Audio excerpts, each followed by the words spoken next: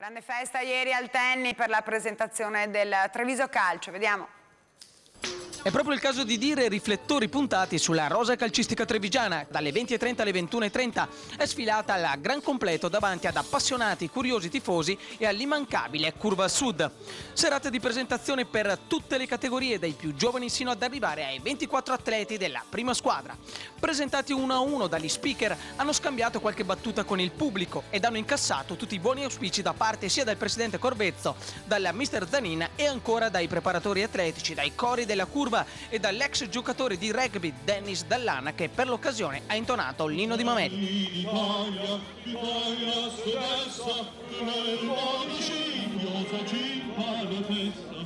Durante la serata non poteva mancare l'intervento delle autorità e ad incalzare le prime battute, ovviamente goliardiche, è stato uno dei massimi tifosi del Treviso Calcio, Giancarlo Gentilini, accolto tra scrosci di applausi, e subito a seguire l'intervento dell'assessore provinciale allo sport.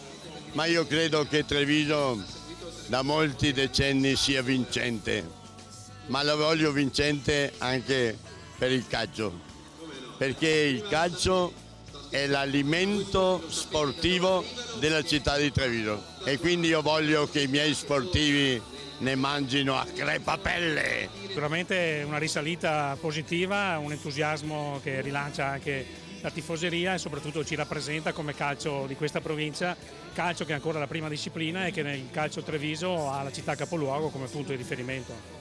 E come sostiene il presidente Renzo Corvezzo, uomo di poche parole, ma che ha mantenuto la promessa dell'intervento di nuovi sponsor per la società, il calcio è il calcio e va avanti chi vince. Il calcio, come tutti gli sport, si vincono d'accordo con le gambe, d'accordo con tutto, però prima di tutto col cervello. Quindi se siamo concentrati, siamo con la testa a posto, le gambe girano che è un piacere e quindi arrivano i punti.